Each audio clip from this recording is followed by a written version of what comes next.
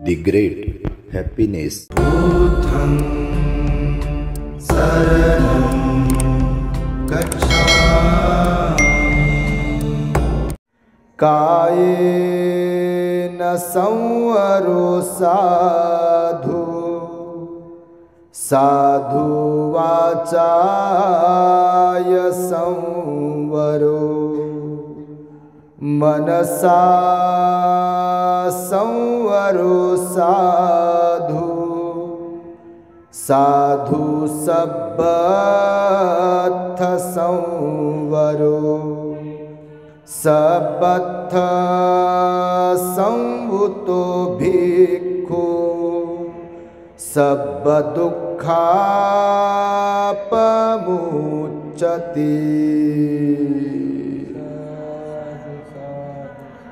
संपूर्ण विश्वाला ज्यांनी सुख शांती मानवता तथा दुःख मुक्तीचा आर्य संदेश दिला, असे ते दुःख मुक्तीचे मार्गदाता दुःखमुक्त महामानव महान कारुणिक तथागत भगवान सम्यक संबुद्ध तथागतांनी आपल्या शुद्ध प्रज्ञेतून निर्मिलेला सद्धम्म आणि त्याच सद्धम्माचा गेली 2500 वर्षांपासून सातत्याने अहोरात्र प्रचार आणि प्रसार करणारा पूजनीय भिक्खू संघ या महान आणि सर्वश्रेष्ठ अशा त्रिरत्नांना प्रथमतः त्रिवार अभिवादन करतो, ज्यांच्या महान आणि असीम त्याग प्रभावामुळे आपल्याला जो हा अनमोल असा बुद्ध धम्म लाभला आणि ज्यांच्यामुळे आपल्याला हे एवढे मोठे वैभव प्राप्त झाले, असे महान युग प्रवर्तक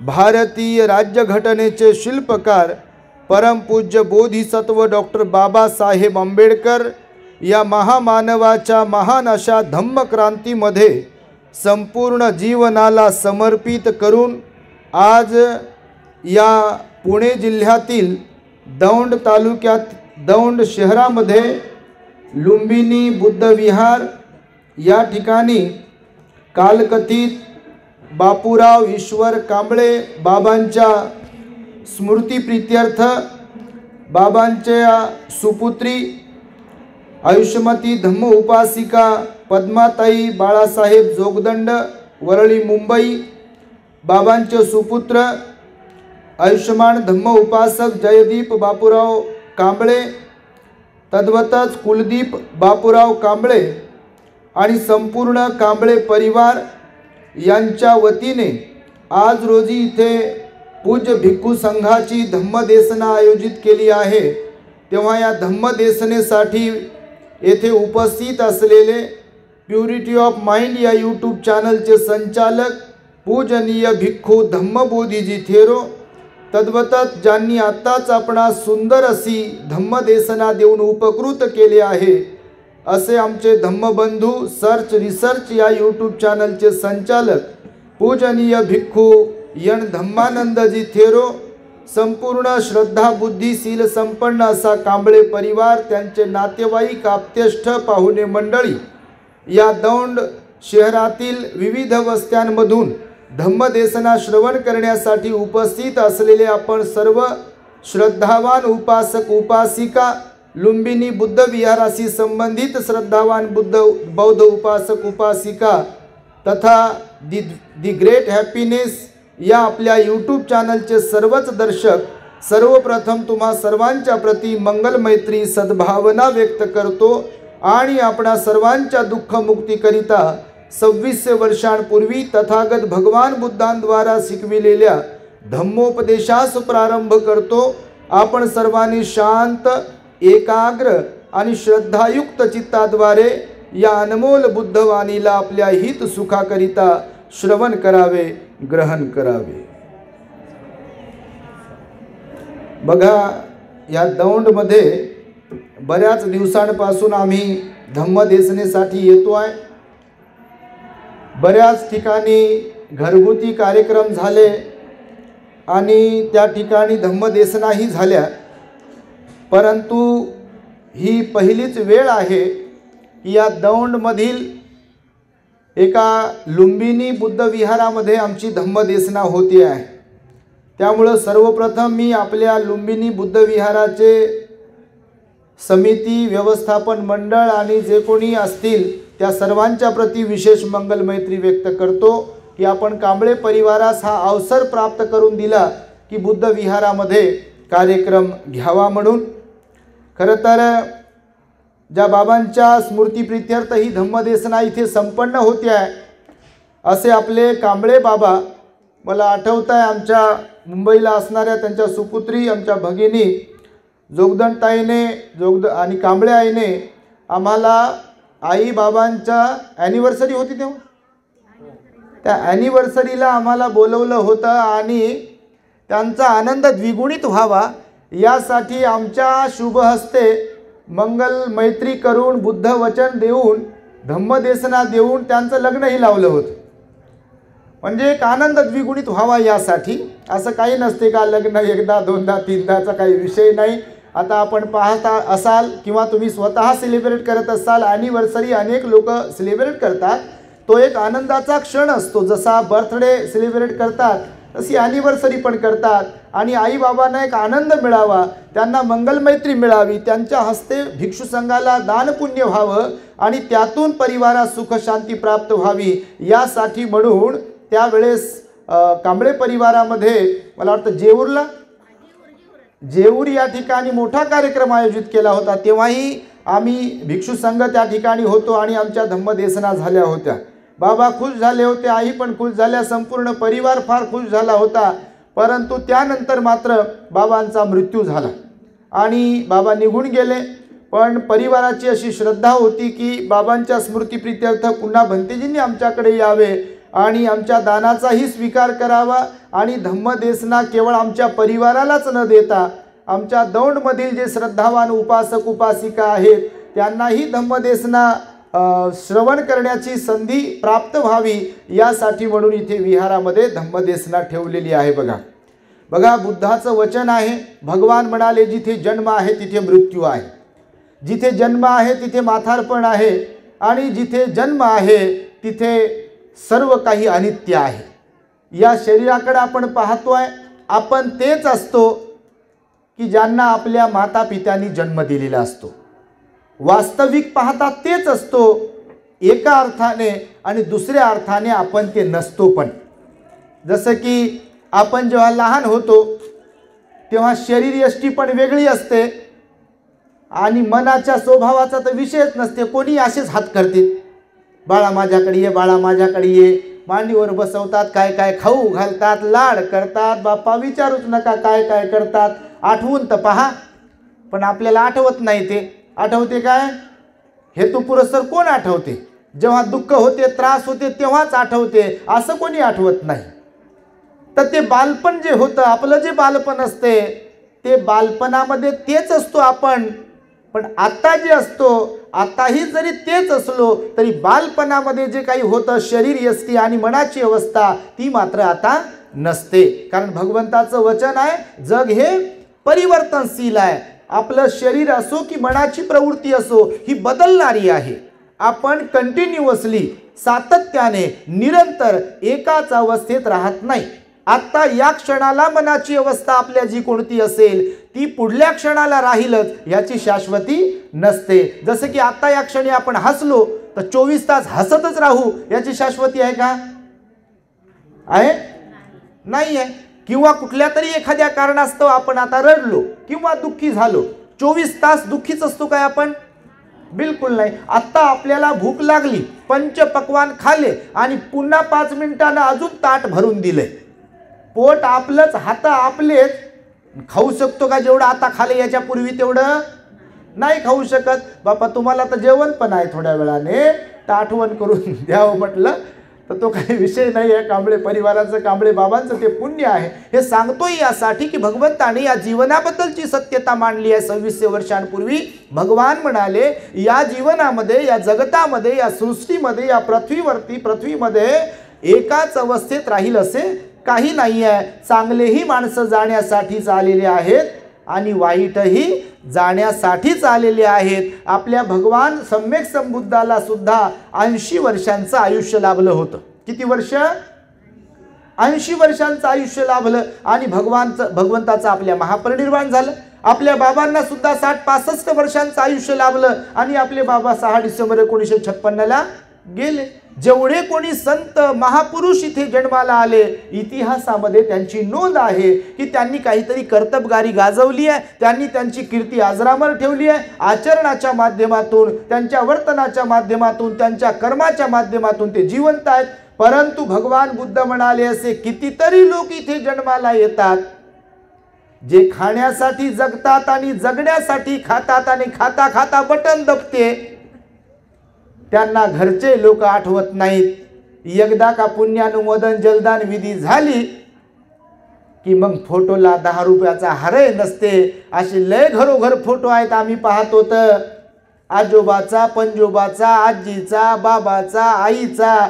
ते फोटो वर्षानुवर्षे तसे ठेवूनच राहतात. त्याच्यावर कीट चढते, त्याच्यावर धूळ बसते, पण त्याला कोणी पुसत नाही. या जीवनाचं असंच आहे बघा की आपण जन्माला येतो ते मरण्यासाठीच, आपण जन्माला येतो ते म्हातारे होण्यासाठी, आपण जन्माला येतो ते आजारी पडण्यासाठी. म्हणजे मरण्यासाठी, म्हणजे आपल्या बरोबर ते घडते. मग चांगले असो की वाईट असो, आपलं कोणी इथे राहते का कायम? भगवान म्हणाले, एखादं बीज जमिनीमध्ये पेरलाय, लावलाय, त्याला पाणी मिळेल, ऊन मिळेल, हवा मिळेल, ते मोठं मोठं होईल, त्याला फुलं येतील, फळं येतील. पण एक दिवस असा येईल की त्या झाडाला ना पालवी फुटेल, त्या झाडाला ना फुलं येतील, ना फळं येतील, ना पानं फुटतील. जर्जर होईल ते झाडही आणि कोसळून पडेल. असं तुम्ही कधी पाहिलं असेल तर बघा, अनेक झाडं असतात बघा. फार जुनं झाड होतं म्हणतात, आता तकलादू कमजोर झालाय, त्याच्या फांद्या तुटून जातात, हवेनं सुद्धा गळून पडतात. भगवान म्हणाले, हे जीवनही असंच आहे. कधी कोणता हात निकामी होईल आपला, कधी कोणता डोळा निकामी होईल, कधी अर्धा ब्रेन निकामी होईल, कधी आपला 1 कान 2 कान निकामी होतील, कधी आपले गुडघे कामातून जातील, कधी आपले दोन्ही पाय कामातून जातील, कधी कंबर कामातून जाईल, कधी आपली पचन शक्ती जी आहे, डायजेशन सिस्टम, ती बिघडेल. याचा नेम आहे का? आहे? विश्वास करू शकतो का त्याच्यावरती? आपलंच शरीर आहे, परंतु त्याची गॅरंटी नाही आहे. भगवान बुद्ध म्हणाले, मी नेहमी सांगतो, हे केस पांढरे होण्यापासून कोणीच थांबवू शकत नाही. मी नेहमी सांगतो, भले कोणती पॉलिश लावा तुम्ही किती भारीची, ते काळ्याचे, पिवळ्याचे, हिरवे काय काय होतील, पण जसे तरुणपणामध्ये तारुण्यात काळे असतात तसे केस होतील असं कोणतं औषध आहे का? परमनंटली नाही आहे. डोळे बिलकुल शेवटपर्यंत जशाच तसे राहतील असं कोणतं औषध आहे का? म्हातारपण येणार नाही, सुरकुत्या पडणार नाहीत, कमरेतून वाकणार नाही, गुडघे कामातून जाणार नाहीत असं कोणतं औषध आहे का? या जगामध्ये खूप काही आहे, पैशाने भरपूर काही विकत घेता येते, परंतु म्हातारपणाला थांबविण्यासाठी, मरणाला थांबविण्यासाठी, किंवा मी आजारीच पडणार नाही, मला सर्दी होणार नाही, खासी होणार नाही, ताप येणार नाही, डोकं दुखणार नाही, अपचन होणार नाही परमनंटली कधीच, असं कोणतं औषध आहे का?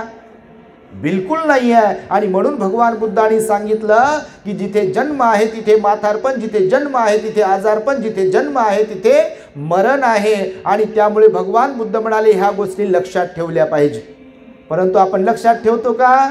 बापा कशाचं लक्षात ठेवतो? 99.99% लोक अशाच भ्रमात जीवन जगतात की जणू काय ते गेले तेच गेले, फक्त ना आपला नंबर लागणार नाही. आणि ही सत्यता असते काय? ही सत्यता असते काय?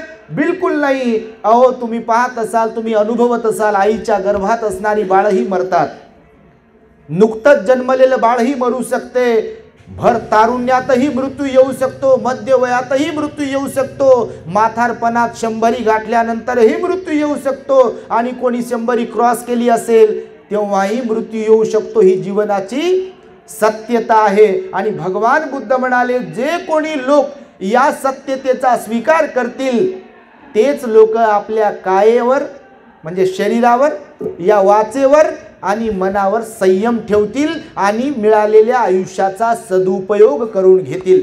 अन्यथा कचऱ्या समान लोक कितीतरी येतात आणि कितीतरी जातात.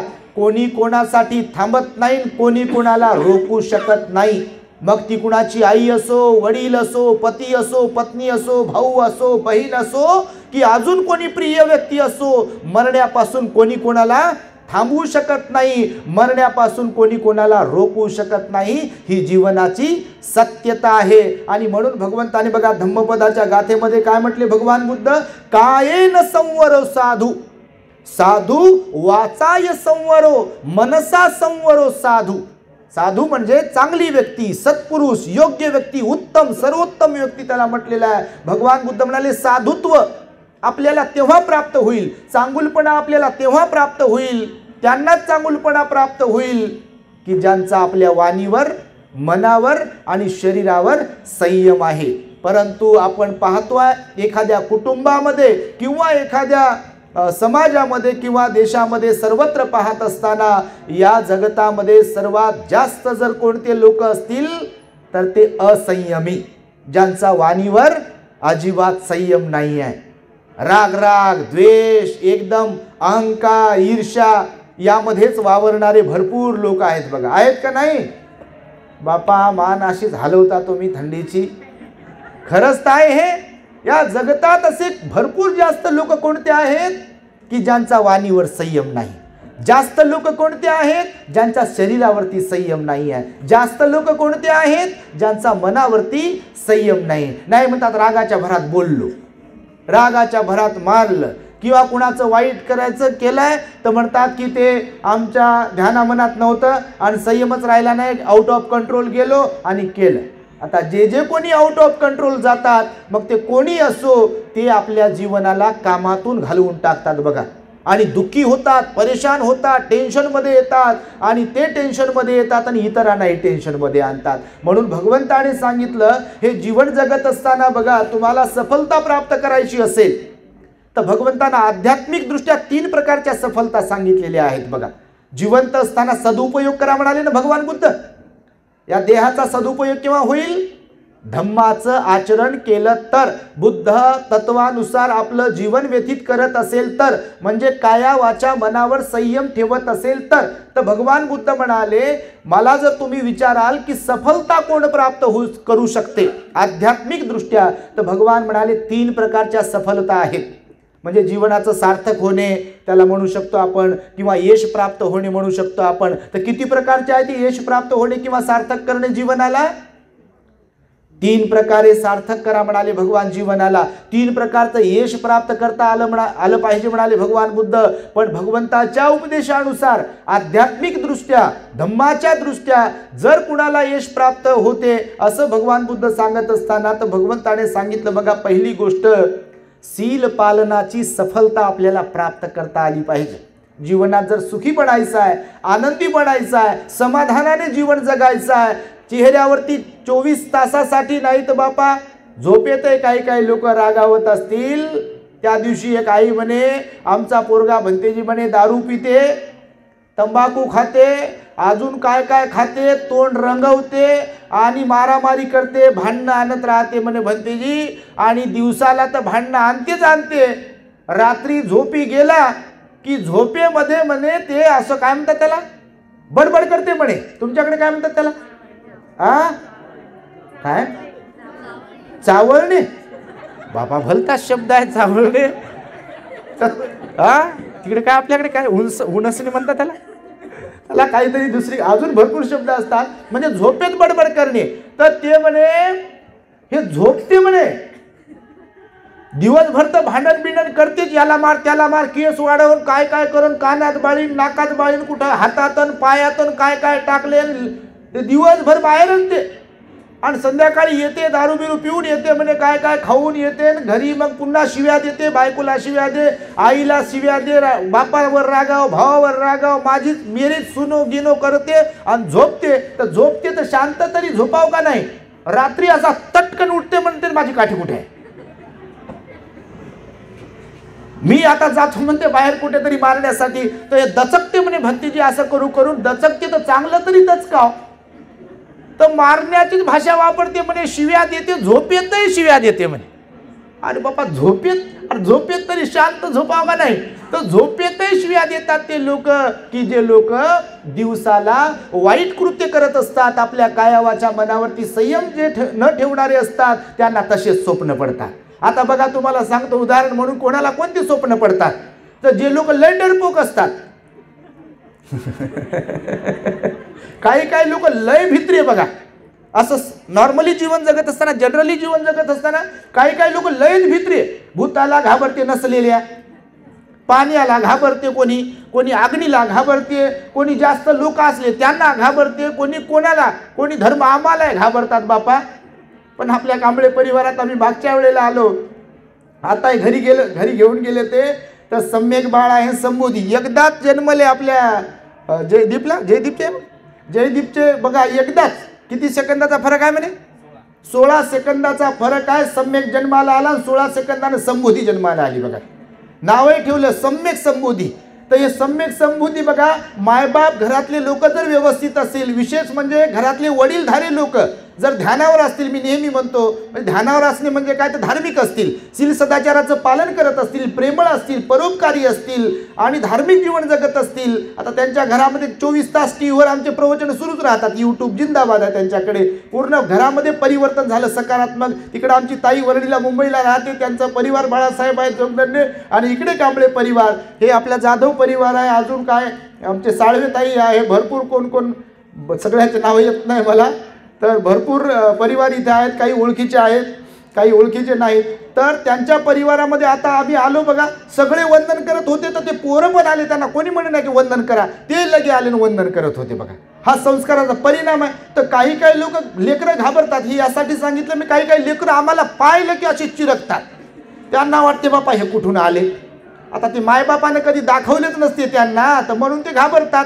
आता सहवासात नेहमी राहत असेल तर आपल्याला घाबरत नाही. जसं मांजरीचं पिल्लू, कुत्र्याचे पिल्ल जर आपल्या सहवासात माणसाळलेले असतील तर ते घाबरतात का? नाही घाबरत. पण ते जर पाळलेले नसतील तर ते घाबरतात. तर त्यामुळे जर कोणी घाबरत असेल, भीत असेल, तर बघा स्वप्न तसेच पडतात. त्या दिवशी एक जण म्हणे, भंतेजी मला स्वप्न पडते म्हणे, मी विहिरीच्या कडेला उभं राहतो आणि मला चक्कर येते, मी विहिरीत पडतो. समुद्राच्या किनारी जर कधी गेलो म्हणे, पाण्याकडे पाहिलं की गरगर फिरते म्हणे मला, तर म्हणून मला समुद्राकडे जाताच येत नाही म्हणे. ते बुद्धगयेला एकदा गेलो म्हणे, बोटीत बसवलं आम्हाला. तर बुद्धगयेला आम्ही घेऊन जातो लोकांना, तर लुंबिनीला बोटीतून जावं लागते तिकडे दर्शनासाठी. त्यानंतर तिकडे आम्ही पोखऱ्याला घेऊन जातो नेपाळमध्ये, तिकडे पण एक मस्तपैकी ते हे आहे, तलाव आहे, त्या तलावामध्ये बोटीतून जातो. तर एक जण म्हणे, भंतेजी गरगर फिरते म्हणे पाण्याकडे पाहिल्यावर, तर पाण्याजवळ येऊच वाटत नाही म्हणे, ते गरगर फिरते. तर झोपीतही असे स्वप्न पडतात म्हणे की मी पाण्याच्या बाजूला उभं राहिलो की काय, मला चक्कर आली की काय, पडलो की काय. आपण जसे विचार करतो तसे स्वप्नही पडतात आपल्याला. आणि म्हणून भगवान बुद्धांनी सांगितलेलं आहे की या जीवनामध्ये आपली मनाची अवस्था स्थिर ठेवण्यासाठी, मनाला निर्मळ बनविण्यासाठी, मनाला उच्चतम पातळीवर घेऊन जाण्यासाठी, बुद्धत्वाच्या पातळीवर घेऊन जाण्यासाठी, बोधिसत्वाच्या पातळीवर घेऊन जाण्यासाठी, अर्थातच त्यांच्या जीवनाचं अनुकरण करण्यासाठी आपल्याला 3 सफलता प्राप्त करता आल्या पाहिजे. आणि त्यातली पहिली सफलता कोणती सांगितली भगवंताने?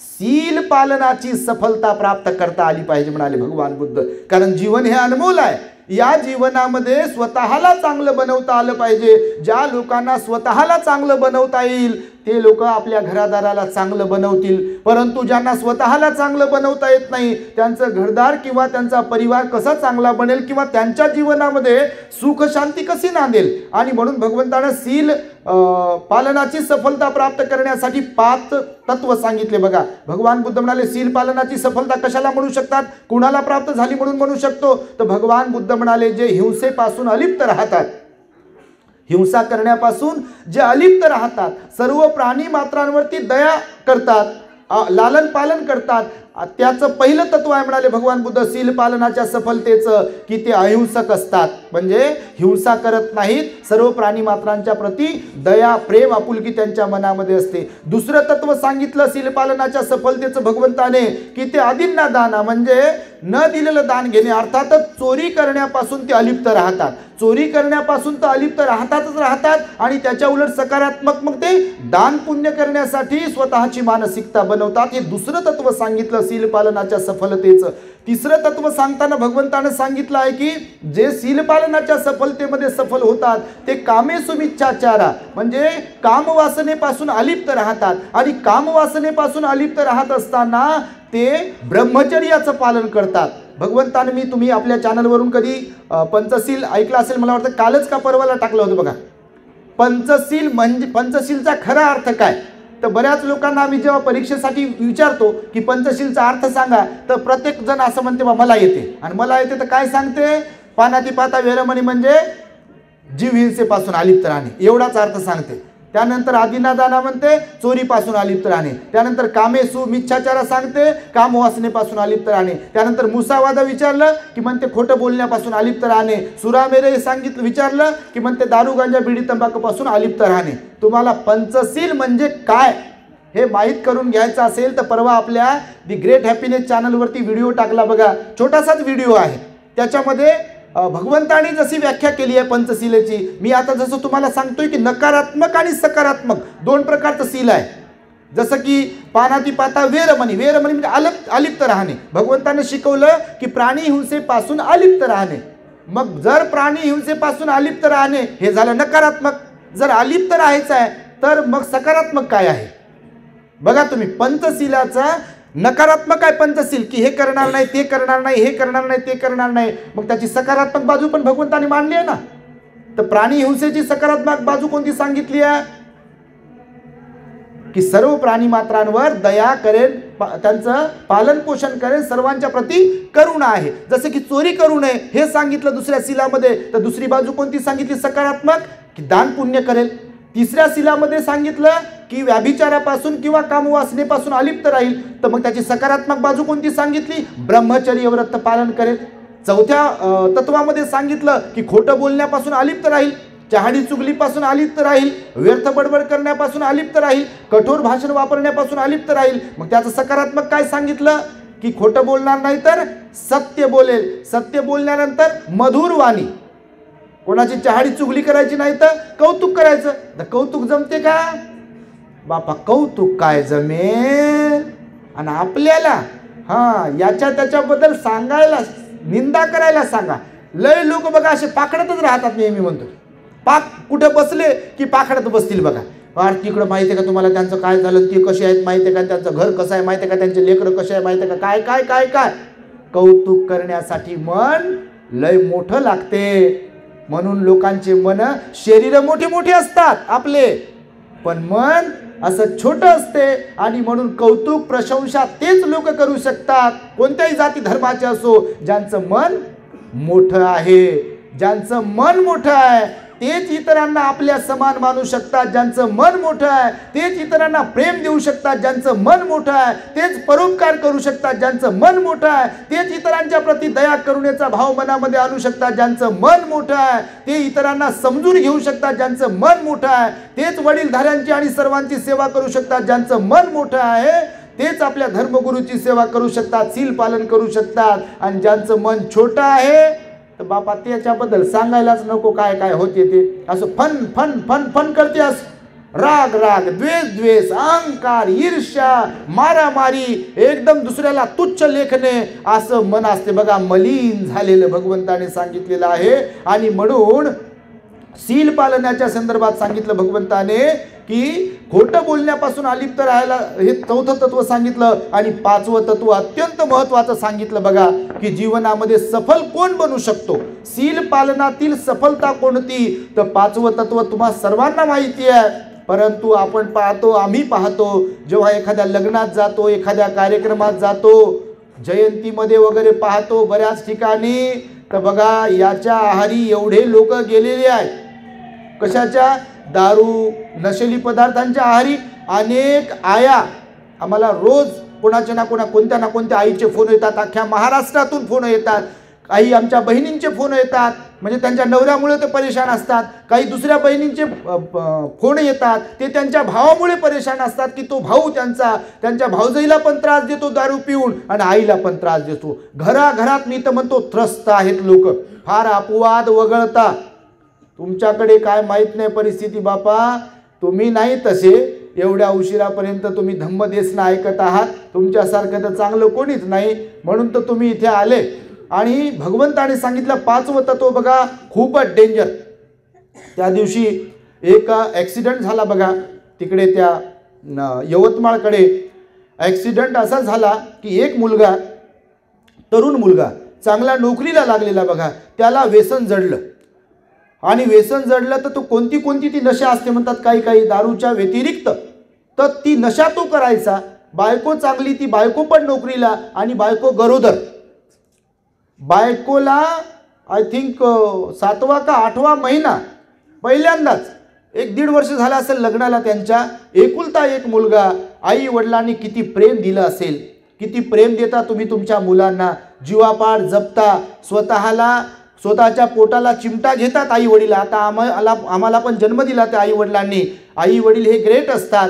आणि त्या आई वडिलांनी किती प्रेमाने त्याला वाढवलं असेल. वेल सेटल झाला तो मुलगा, कितीतरी त्याला पॅकेज होतं म्हणतात, तो इंजिनिअरिंग काहीतरी त्यानं म्हणजे इंजिनियर झाला होता तो.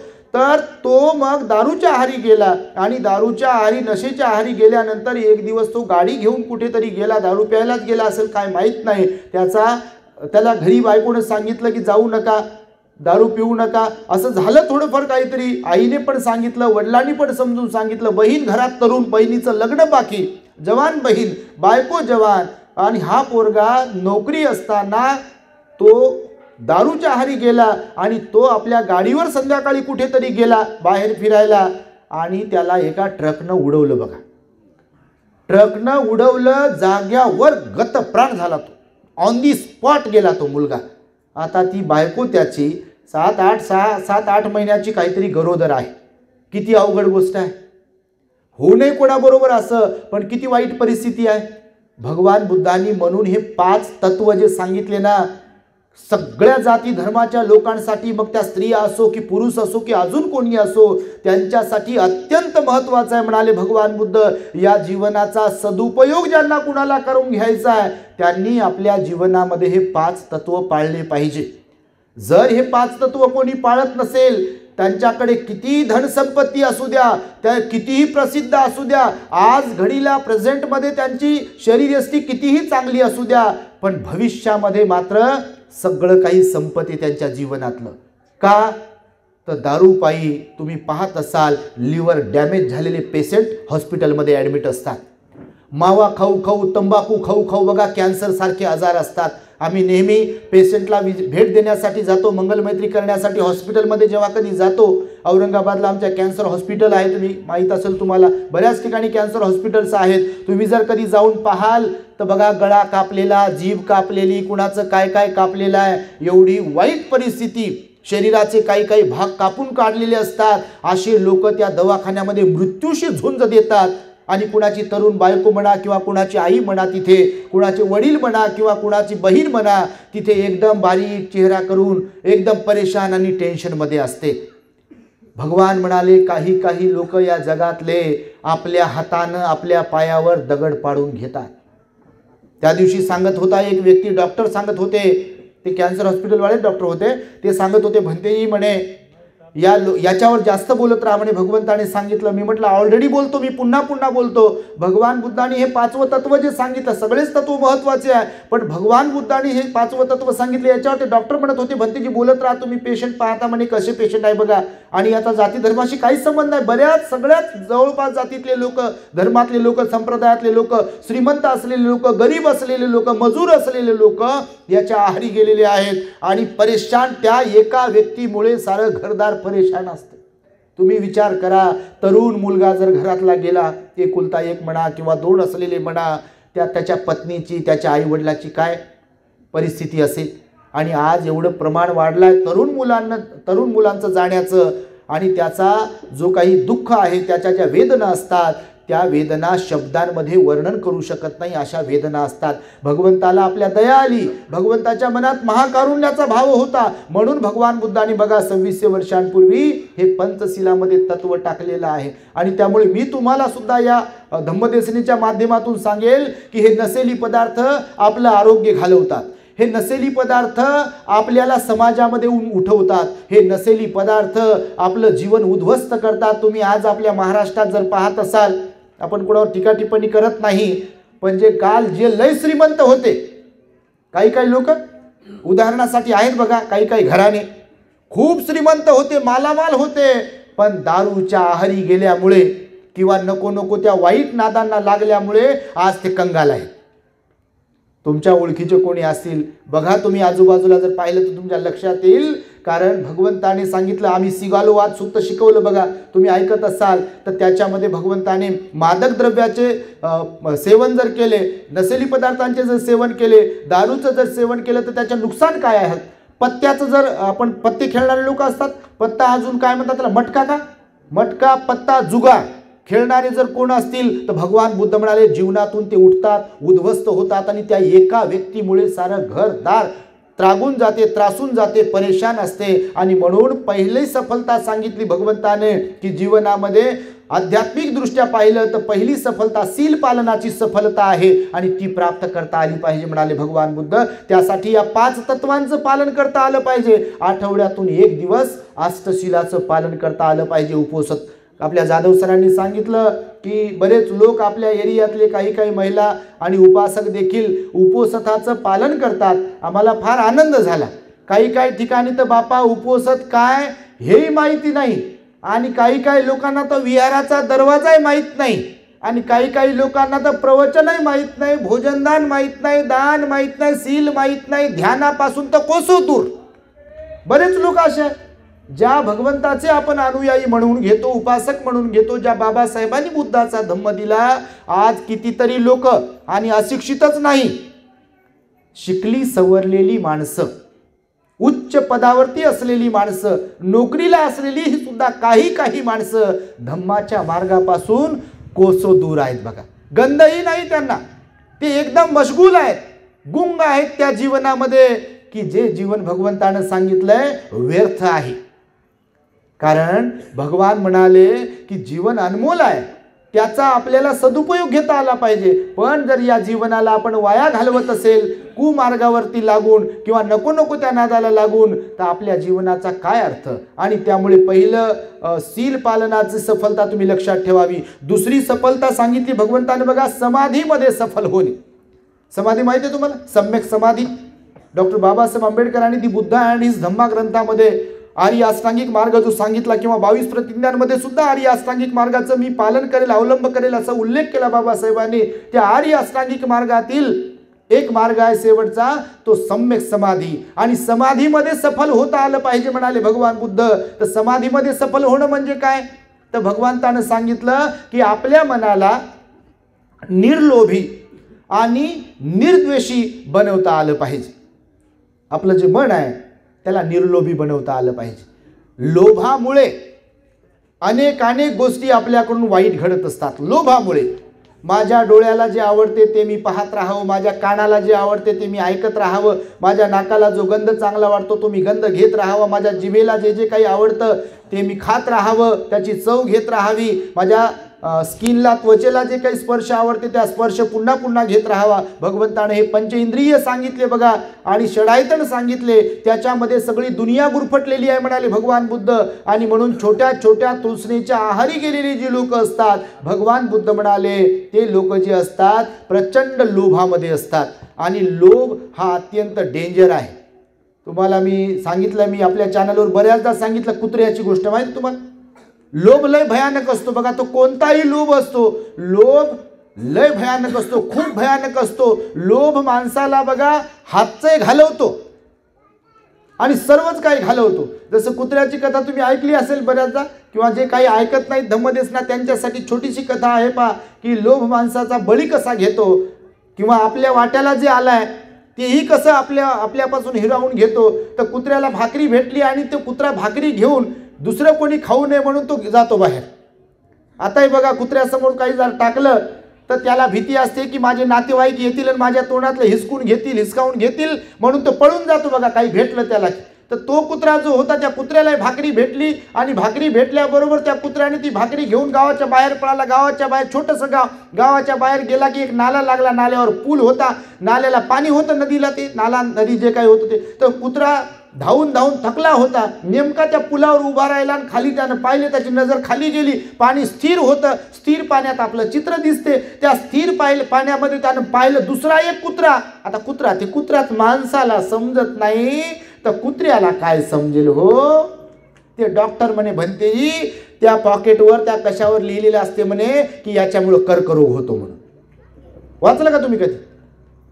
कर्करोग होतोय माहीत असते आपल्याला, पण तरी लोक करतात. दारूमुळं तब्येत बिघडते, आरोग्य ढासळते, परिवाराचं नासाडी होते हे माहीत असते, तरी लोक पितात बघा दारू. आणि सगळ्या गोष्टींचं असंच आहे, आणि म्हणून लोभाला बळी पडतात लोक.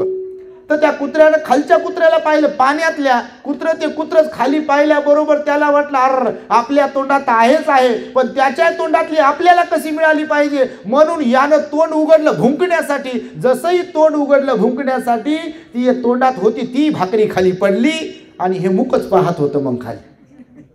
असंच होते जीवनामध्ये बघा. चांगले चांगले लेकरं असतात, चांगला चांगला परिवार असतो आपला, चांगले लोक असतात, चांगलं जीवन असते, पण एक दिवस आपल्या वाईट नादामुळे, वाईट गोष्टींमुळे, वाईट व्यसनांमुळे, वाईट सवयींमुळे आपलं जीवन आपल्या हाताने उद्ध्वस्त करतो बघा. आणि तोपर्यंत आपल्याला भान राहत नाही. म्हणून लोभाला कधी बळी पडता कामा नये. ज्या गोष्टी चांगल्या चांगल्या वरवर करणी वाटतात, ज्या त्या वाईट जर असतील तर भगवान म्हणाले त्या त्यागल्या पाहिजे. आणि सम्यक समाधीमध्ये सफल होणे म्हणजे काय सांगितलं भगवंताने, की आपल्याला निर्लोभी बनता आलं पाहिजे आणि निर्द्वेषी बनता आलं पाहिजे. नाही तर नेहमी नेहमी क्रोधी बनणं, नेहमी नेहमी चिडचिड करणं हे काही बरं नाही बघा. आणि घरांमध्ये, कुटुंबांमध्ये पाहतो अनेक लोक रागीट स्वभावाचे असतात, चिडचिड्यापणाच्या स्वभावाचे असतात आणि प्रत्येकाबरोबर भांडण वादविवाद करत असतात, प्रत्येकाबरोबर डोकं लावतात बघा. आणि भगवंताने मात्र सांगितलं, शिकवलेलं आहे की तुम्हाला परिवार जर प्रिय आहे आणि तुम्हाला परिवाराचं जर प्रिय बनायचं असेल तर तुम्ही स्वतः सगळ्यांशी व्यवस्थित वागायला पाहिजे, व्यवस्थित बोलायला पाहिजे. कुणाची चूक झाली तर समजून सांगायला पाहिजे, कुणाची चूक झाली तर समजून घ्यायला पाहिजे, तुमची चूक झाली तर माफी मागायला पाहिजे.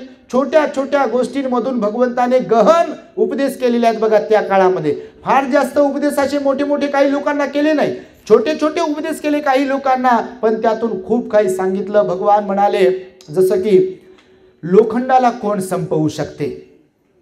कोण संपवू शकते? लोखंडाला कोण संपवू शकते? त्याला लागलेला, त्याच्यातच निर्माण झालेला गंज त्या लोखंडाला जसा संपवू शकतो, भगवान म्हणाले या जीवनाचं तंतोतंत तसंच आहे.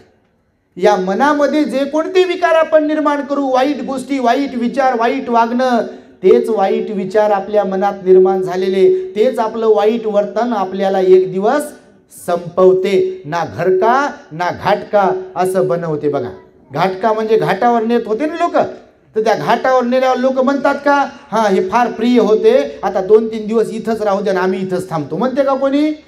म्हणू शकत नाही. का म्हणू शकत नाही? तर भगवान बुद्ध म्हणाले ती अवस्था अशी आहे की तिथे कोण थांबू देईल कुणाला. आणि म्हणून भगवान म्हणाले की जसा लोखंडाला लागलेला गंज त्या लोखंडाला संपवू शकतो, मानवी जीवनाचं सुद्धा तसंच आहे. जर आपण वाईट विचारांचा प्रभाव आपल्या मनावरती असेल तर ते वाईट विचार आपल्याला आपल्या जीवनातून संपवून टाकतात. म्हणून चांगल्या विचाराचे बनलो पाहिजे. म्हणून सम्यक समाधीचा मध्ये सफल होण्यासाठी भगवान बुद्ध म्हणाले, निर्द्वेषी राहा, कुणाचा द्वेष करू नका, द्वेष करत राहू नका, राग करू नका. धम्मपदामध्ये भगवंताने गाथा सांगितली बघा, जाने प्रेमाने जिंकिले जगास, वीर सा गौतम आहे, वीर सा गौतम आहे, जाने प्रेमाने जिंकिले जगास, जाने प्रेमाने जिंकिले जगास. हा मराठीत अर्थ. पालीमध्ये सांगितलं, नाही वेरे नवे राणी संमंती धकुदाचनम, अवेरे न संमंती येस धम्मो सनंतनो. घराघरामध्ये बघा वैर आहे. एक माणूस दुसऱ्याचा वैर करतो, राग करतो, द्वेष करतो. अगोदर प्रेम असते हो, नंतर काय काय होते काय माहीत. मला तोंड नाही पाहायचं म्हणते. तोंड पाहायचं नाही म्हणते, घरातच राहतात. मी नेहमी सांगतो बऱ्याच घरामध्ये तुम्ही नसाल तसे, तुम्ही लय चांगले, तुमच्यासारखं खोटी नाही, त्यामुळं तुम्ही इथं बसले. नाही तर बापा लोक अंगावर घेऊन झोपले असते घरी. तुम्ही धार्मिक आहात, श्रद्धावान आहात, म्हणून तर इथे आले आणि म्हणून तर कांबळे परिवाराने इथे बोलवलं. बघा, तर बऱ्याचदा असं होते की जीवनामध्ये सगळ्या गोष्टी आपल्याला प्राप्त होतात, पण द्वेष करतात. मी नेहमी सांगतो, हाडाबरोबर राहतात काही काही घरात, मासाबरोबर राहते. बस म्हणायला कोणीतरी मुलगा आहे, म्हणायला कोणीतरी बायको आहे, म्हणायला कोणीतरी पती आहे, पण अजिबात पटत नाही. एकदम प्रचंड अशा गाठी मारून ठेवलेल्या 36चाच आकडा. काही काही ठिकाणी आम्ही पाहतो, अवाक होतो आम्ही पण, की असं कसं रिलेशनशिप असेल, अशी कशी नाती असतील. भगवंतानं तर सांगितलं विश्वासाचं नातं हे सर्वोत्तम आहे. आणि आपल्या लोकांवरती जर आपला विश्वास नसेल किंवा आपल्या लोकांचा विश्वास जर आपण संपादन करू शकत नसेल तर जगाचा काय विश्वास संपादन करता येईल. ज्यांना आपल्या लोकांचा विश्वास संपादन करता आला नाही, ज्यांना आपल्या लोकांवर विश्वास ठेवता आला नाही, ते जगावर काय विश्वास ठेवतील, ते जगाचा काय विश्वास संपादन करतील. आणि म्हणून घराघरात बऱ्याच घरांमध्ये अशी परिस्थिती आहे की विश्वास नाही आहे, विश्वासाचं नातं नाही आहे. म्हणून प्रेम नाही, आपुलकी नाही, जिव्हाळा नाही, प्रचंड क्रोध आहे, चिडचिडेपणा आहे, वाद आहे. माझ्या मनासारखं वागत नाही, माझ्या मनासारखं बोलत नाही, माझ्या मनासारखं राहत नाही, माझ्या मनासारखं करत नाही. ह्याच्यामुळे भांडणं आहेत. बघा, आहेत का नाही? नाही हा बाप्पा, नाही काय म्हणा, आहेत घराघरामध्ये भांडणं. आणि म्हणून भगवंतानं सांगितलं की स्वतःच्या मनाला निर्लोभी बनवता आलं पाहिजे, स्वतःच्या मनाला निर्द्वेषी बनवता आलं पाहिजे, कारण जीवन अनमोल आहे. तिसरी गोष्ट सांगताना सांगितलं भगवंतानं की प्रज्ञेमध्ये सफल होता आलं पाहिजे. प्रज्ञा म्हणजे एक आपली दृष्टी आहे प्रत्यक्ष ज्ञानाची. तर प्रत्यक्ष ज्ञानाची दृष्टी कोणती असावी? प्रत्यक्ष ज्ञानाच्या दृष्टीमध्ये सफल कसं व्हावं म्हणाले भगवान बुद्ध? तर भगवान म्हणाले, हे मनुष्य जीवन प्राप्त झाल्यावर आपण किती शिकले सवरलेले जरी असलो किंवा कितीही मोठे जरी असलो, तर त्यांनाच भगवान म्हणाले मी म्हणू शकतो की ते प्रज्ञेमध्ये किंवा प्रज्ञेच्या दृष्टीमध्ये सफल झाले. कुणाला? की ज्यांना योग्य काय आणि अयोग्य काय ह्याची जाणीव आहे. आहे का सगळ्यांनाच? ज्यांना पाप आणि पुण्य ह्याचं महत्त्व कळते, भगवान म्हणाले ते प्रज्ञावान आहेत लोक. ज्यांना दान आणि चोरी ह्यातला फरक कळते, ते लोक प्रज्ञावान आहेत. समजते तुम्हाला? आई वडील, माता पिता, आपला परिवार, प्रिय लोक यांचं महत्त्व ज्यांना कळते, ते लोक भगवान बुद्ध म्हणाले प्रज्ञावान आहेत. आणि त्यामुळे या जीवनामध्ये अशा 3 प्रकारच्या सफलता आपल्याला प्राप्त करता आल्या पाहिजे. तुम्ही जरी घर गृहस्थी करणारे लोक आहात, तुम्ही जरी संसारिक लोक आहात, तरी सुद्धा मात्र भगवंताने भिक्खूंनाही शिकवलंय आणि गृहस्थांनाही शिकवलंय. असं काही नाही की भिक्खूंना शिकवलंय आणि असं काही नाही की उपासकांना शिकवलंय. भगवंताचा उपदेश भिक्खूंसाठी पण आहे, भिक्खुणींसाठी पण आहे, श्रामणेरांसाठी पण आहे, श्रामणेरींसाठी पण आहे, उपासकांसाठी पण आहे, उपासिकांसाठी पण आहे, गृहस्थासाठी पण आहे आणि गृहिणींसाठी पण आहे, तरुणांसाठी पण आहे आणि तरुणींसाठी सुद्धा आहे. आणि त्यामुळे भगवंताच्या धम्माला, तत्वाला आपण समजून घेण्याचा प्रयत्न केला पाहिजे. जीवन हे खरोखर अनमोल आहे, त्याचा आपण सदुपयोग केला पाहिजे. आणि मरण्याच्या अगोदर आपल्याला स्वतःला सन्मार्गामध्ये आरूढ करता आलं पाहिजे. मृत्यूनंतरही आपलं नाव निघेल, मृत्यूनंतरही लोक आपली पूजा करतील, मृत्यूनंतर लोक आपल्यापासून प्रेरणा घेतील. आणि त्यामुळे इथे आपण पाहतोय की आपले कांबळे बाबा हे जरी आपल्यातून निघून गेले, बऱ्याच ठिकाणी आम्ही पाहतो, जसं प्रारंभी मी आपणास सांगितले की काही लोकांच्या वाट्याला हे येत नाही, गेले म्हणजे गेले. त्यांच्या नावाने काहीच नसते, परंतु कांबळे बाबा आपल्यातून जरी निघून गेले, जरी एका बाजूने ती जाणं व्यक्तीचं दुःखदायी असले, तरी त्यांच्या नावाने मात्र आपण इथे उपस्थित आहोत. त्यांच्या नावाने भंतेजी आले आहेत, त्यांच्या मुळे भंतेजी इथे धम्मदेसना देत आहेत, धम्माचं दान देत आहेत. हे बाबांचंच कार्य आहे, बाबांचंच पुण्य आहे, कांबळे परिवाराचं पुण्य आहे. आणि त्यामुळे त्यांना जे काही आयुष्य लाभलं आहे, त्यांच्या परिवाराने त्यांचं पालनपोषण, त्यांची सेवा केली आहे, त्यांचा परिवार सेवाभावी आहे. नेहमी सातत्याने आम्ही पाहतो, आम्हाला वारंवार फोन येतात, कांबळे परिवारातूनही येतात. आमच्या जोगदंड ताई पण आम्हाला फोन करत राहतात, तब्येतीची विचारपूस करतात. तुमच्या माहितीसाठी जाहीरपणे मी सांगेल तुम्हाला की फार कमी लोक असतात या जगतामध्ये की आपल्या लोकांव्यतिरिक्त दुसऱ्याची आई बनता येईल अशा आया फार कमी असतात. फार कमी बहिणी इथे अशा असतात की आपल्या भावाव्यतिरिक्त कुणाला तरी बहिणीचं प्रेम देऊ शकतात. असे फार बाबा कमी असतात, वडिलांचं प्रेम, वडिलांचं मन असलेले, की आपल्या मुलांच्या व्यतिरिक्त कुणाच्या तरी वडिलांची जागा घेतात. म्हणजे खऱ्या अर्थाने प्रेम, आपुलकी, जिव्हाळा देतात, आपलं कर्तव्य पार पाडतात. असे फार कमी भाऊ असतात की आपल्या भावाच्या व्यतिरिक्त कुणाला तरी भावाचं प्रेम देतात. मी समजतो की आमचा कांबळे परिवार असेल किंवा जोगदंड परिवार असेल किंवा तुमच्याच बसलेले भरपूर परिवार आहेत. आमचे जाधव बाबा होते बघा, ते जाधव बाबा निघून गेले, एक आदर्श व्यक्तिमत्व होतं बघा. ते पण शेवटपर्यंत भंतेजींवरती, बुद्धावर, धम्मावर, संघावर श्रद्धा होती. एवढे जाम खुश व्हायचे आमचे जाधव बाबा पण, जाधव सरांचे वडील, तुम्हाला चांगलं ज्ञात असेल. असे फार दुर्मिळ लोक असतात. त्यांच्यापैकी आमचे जाधव बाबा होते, त्यांना आम्ही बघितलं बऱ्याचदा त्यांच्या घरी. प्रत्येक दौंडला आल्यावर त्यांचा आग्रह असतो, विनंती असते की त्यांच्या परिवारामध्ये या म्हणून मी यासाठी म्हणून सांगतो आहे की भगवान बुद्ध म्हणाले, काही लोक सोडून जाणारे आहेत आणि काही लोक देऊन जाणारे आहेत. काही लोक सोडून जाणारे आहेत आणि काही लोक देऊन जाणारे आहेत. माहिती आहे तुम्हाला सोडून जाणारे कोण असतात आणि देऊन जाणारे कोण असतात? सोडून जाणारे म्हणजे जे काही कमावलाय आपण, तर भगवान बुद्ध म्हणाले जनरली सर्वच लोक सोडून जाणारे आहेत. बरोबर की नाही? ज्याच्यासाठी बरोबर करतो, धावपळ करतो, संघर्ष करतो, आपण गेल्यावर त्याचं काय होते? ऑटोमॅटिकली आपल्या परिवाराकडे ते जाते. पण भगवान बुद्ध म्हणाले सोडून जाणारे लोक भरपूर आहेत, देऊन जाणारे फार कमी लोक आहेत. देऊन जाणारे म्हणजे काय?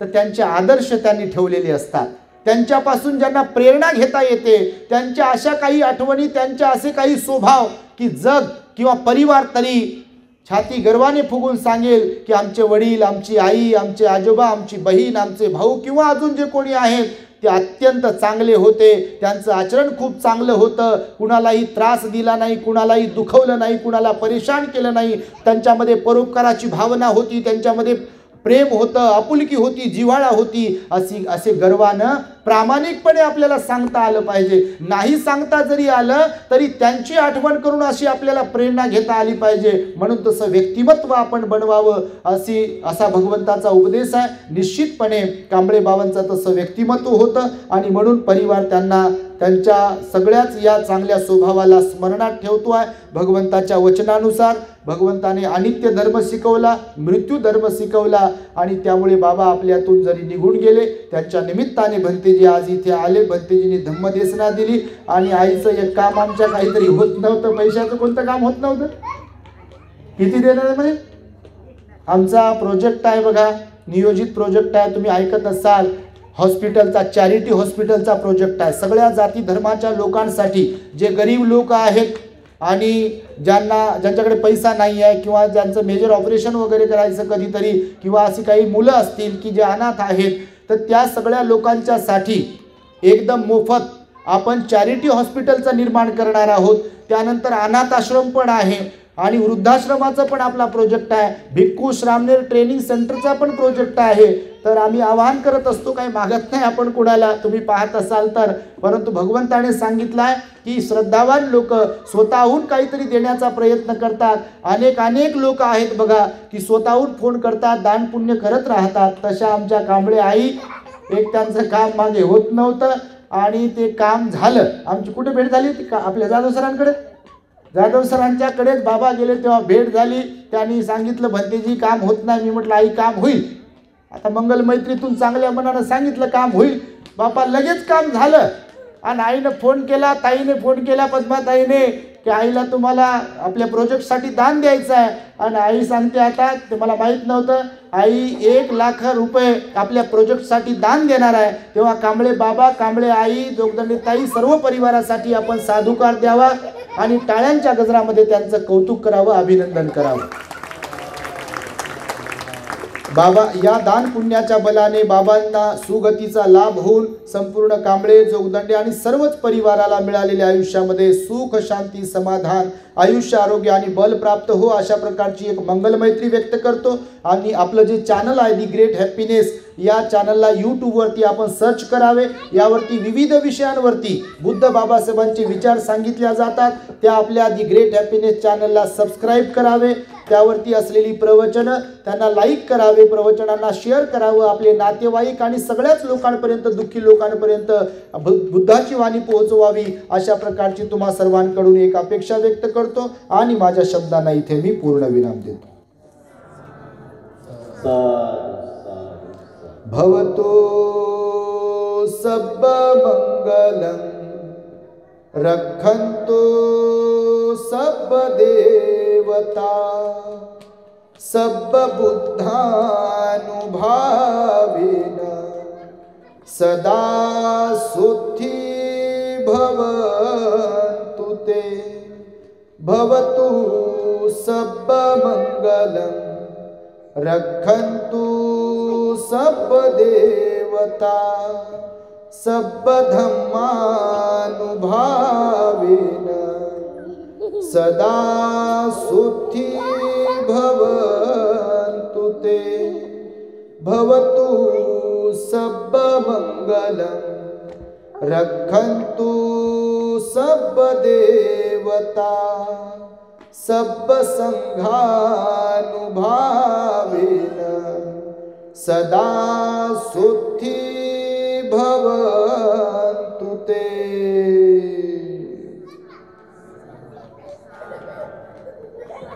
बुद्धं नमामि, धम्मं नमामि, संघं नमामि. The Great Happiness. बुद्धं शरणं गच्छामि.